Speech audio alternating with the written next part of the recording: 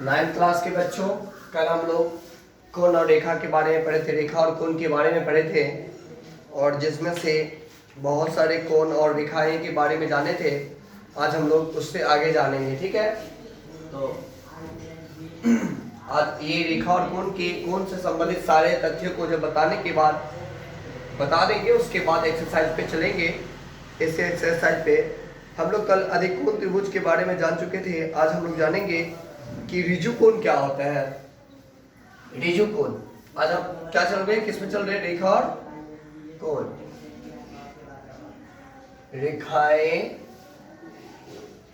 और कोण, यही है चैप्टर का नाम। अध्याय है 8।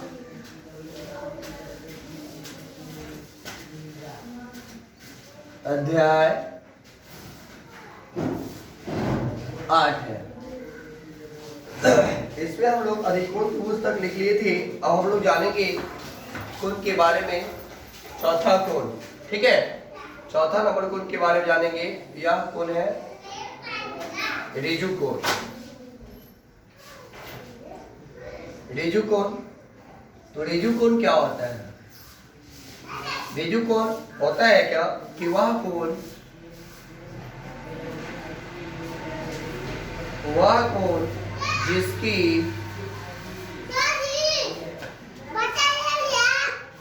जिसकी माप 180 डिग्री हो, उसे ऋजु कोण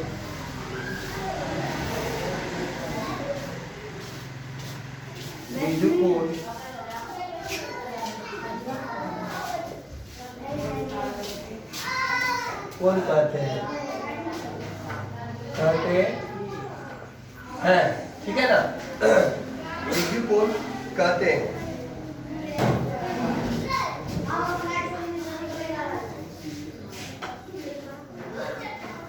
या उसे सरल रेखा भी कहा जाता है, ठीक है। आइए इसका थोड़ा सा कोण हम लोग बना लेते हैं। यही है, ऐसे बनता है। इसका माप जो है 180 डिग्री होगा, ठीक है ना। या एक सरल रेखा भी है, इसका नाम भी हम लोग रख सकते हैं ABO, ठीक है। या PQR, कुछ भी लिख सकते हैं, नामकरण दे सकते हैं, ठीक है। तो ऋजु कोण के बारे में हम लोग जान गए हैं।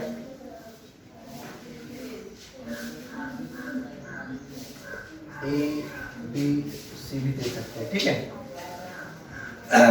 अब आएंगे हम लोग 5वें नंबर पॉइंट पे।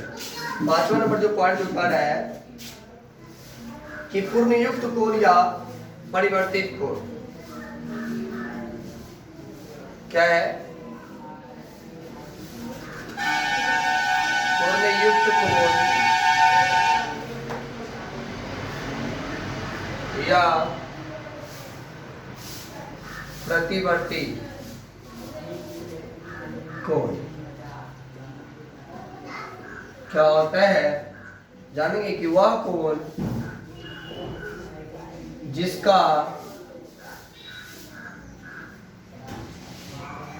जिसकी माप दो समकोण यानी कि 180 डिग्री से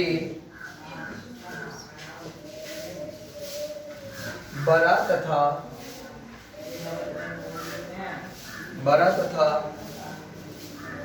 चार समकोण यानी कि चतुर्भुज, चार समकोण से चार समकोण यानी कि कहने का मतलब है 360 डिग्री से छोटा होता है,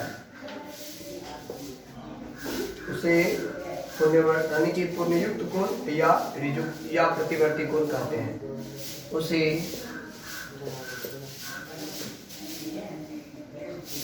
पुनर्युक्त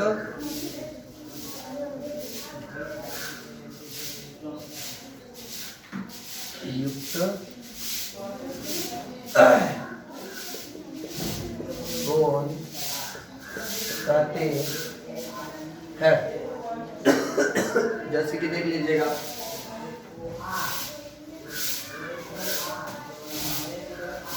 कुछ इस प्रकार की कोण बनाएंगे, ठीक है।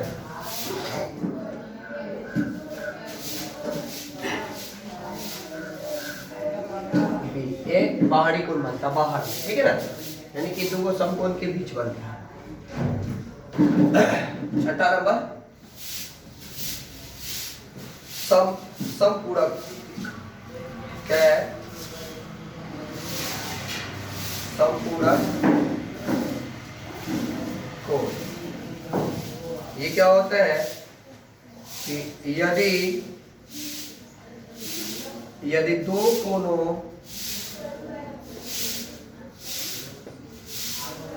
की मापों लिखेंगे, मापों का योग 180 डिग्री हो तो उसे समपूरक कोण कहते हैं।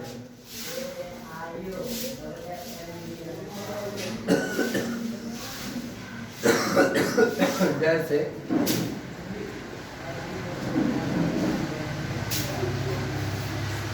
डिग्री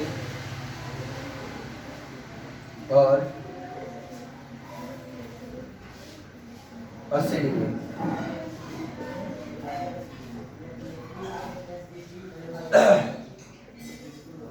दोनों एक दूसरे के पूरक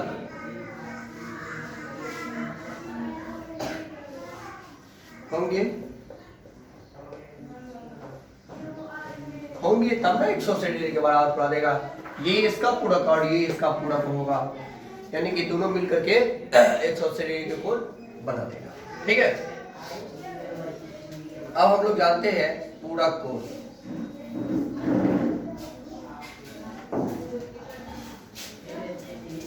पूरक कोण के बारे में जानेंगे। यदि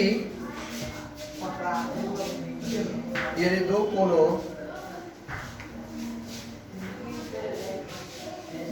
कोणों के मापों का योग 90 डिग्री 90 डिग्री हो तो उसे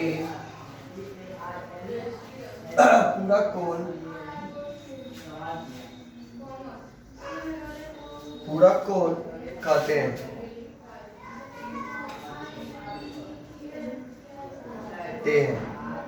जैसे 60 डिग्री और 30 डिग्री एक दूसरे का पूरक है, ठीक है। बस थोड़ा ही सा बचा हुआ है, जल्दी जल्दी उतार लीजिए।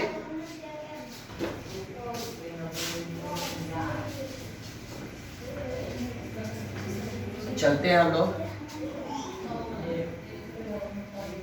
लोग पूरक और समपूरक कोण के बारे में भी जान गए हैं। इसको उतार लीजिएगा, सभी आदमी घर पे याद कीजिएगा, उसके बाद आपको मजा आएगा बनाने में।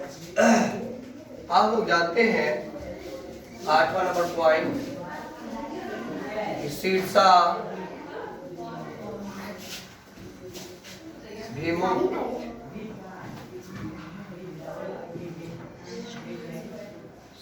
भिमुख कोण।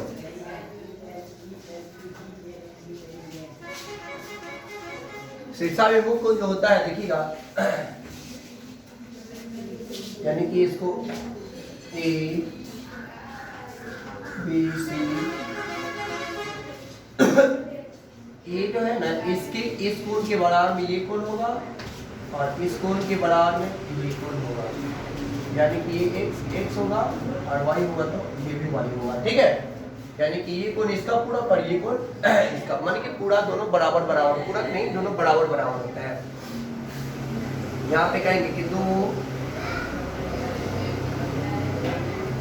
कोनों को शीर्षा विमुख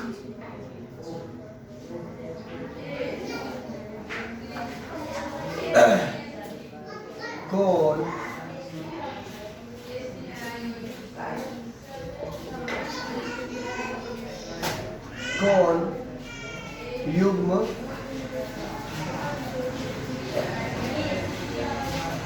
कहते हैं। यदि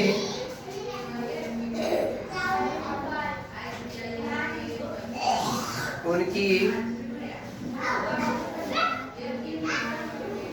भुजाएं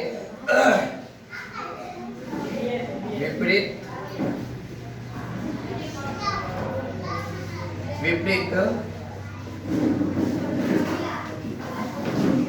किरणों की दो युग्म है,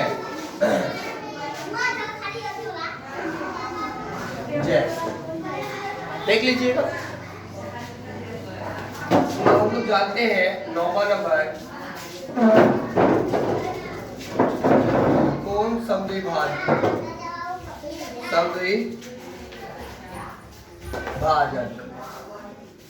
कौन समद्विभाजक क्या है इसके बारे में। यदि कोण ए बी सी दिया हुआ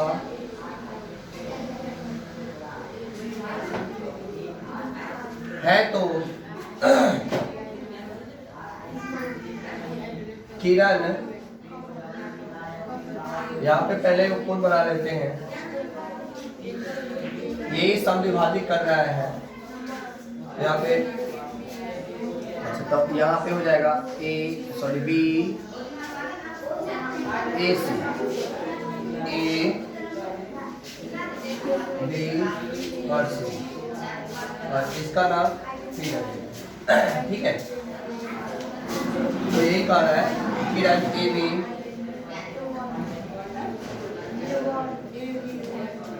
ए बी को बी ए सी का समद्विभाजक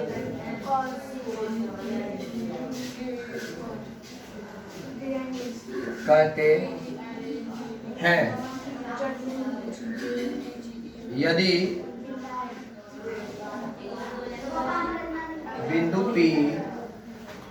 बिंदु P कोण BAC के अभ्यंतर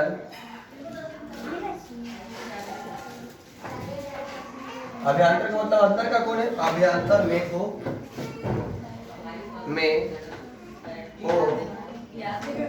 और कोण B बराबर कोण PAC हो। देखिएगा BAP यानी कि इस कोण के बारे में कहा जा रहा है, इस कोण के बराबर में कौन सा कोण होना चाहिए, PAC होना चाहिए, यानी कि इसके बराबर में ये होना चाहिए, तभी आप कर सकते हैं कि कौन समद्विभाजक है। ठीक है, लास्ट पॉइंट एक 10वां दिखा देते हैं।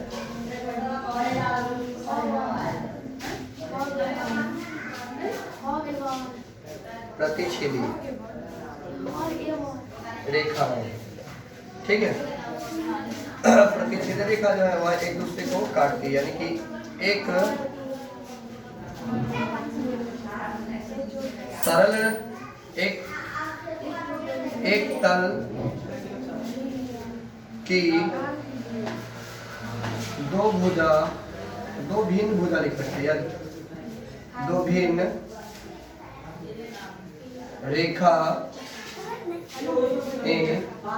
रेखाएं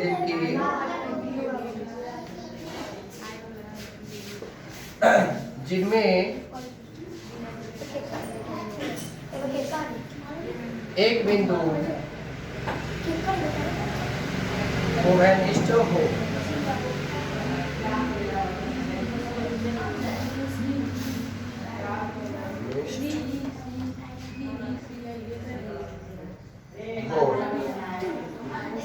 प्रति छेदी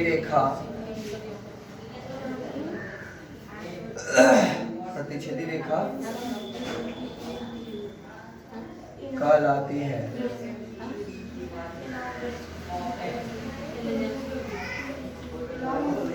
जैसे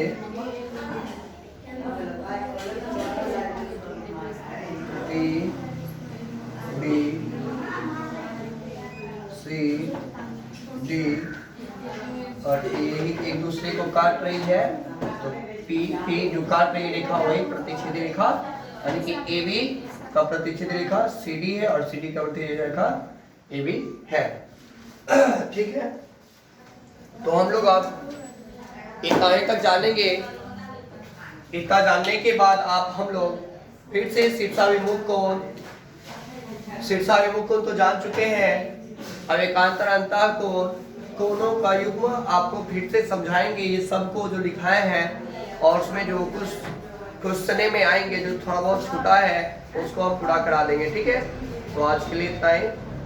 गुड मॉर्निंग। कल से एक्सरसाइज स्टार्ट होगा आपको। ठीक है, ओके बाय।